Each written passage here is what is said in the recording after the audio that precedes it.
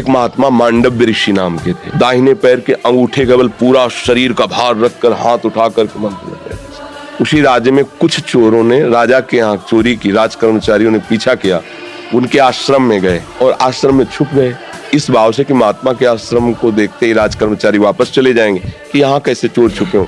पर उनकी दृष्टि पड़ गई घुसते देख के, और वहां गए तो माल सहित पकड़े गए। तो उन्होंने सोचा कि महात्मा ने ये नाटक कर रहा है, चोर रखता है और चोरी करवाता है। तो उसी अवस्था में मांडव्य ऋषि को भी ले गए और राजा के सामने पेश किया कि समस्त चोरों को पकड़ लाए, तो उनका सूली की सजा दे दो। सूली की सजा बड़ी भयानक होती थी। एक भाले जैसे यंत्र में ऊपर से सीढ़ियों से ले जाकर उसे छोड़ा जाता था। गुदा द्वार से वो जितना घुस जाए, भाले जैसा, अब उसे में टंगा है। अब प्राण शक्ति जितनी उसकी हो, जितने मिनट जिए, जितने घंटे जिए, कोई घंटों जी जाता था, रक्तस्राव हो रहा है, तड़प रहा है। अब वो केवल एक सूली ऐसे लंबी ऊपर से छोड़ दिया और गुदा द्वार में जितना घुस गया, यहाँ तक यहाँ, अब वो तड़प तड़प के बड़ी भयानक मृत्यु होती थी। महात्मा को भी ऐसे किया। वो तो साधारण जीव थे, सब मर गए।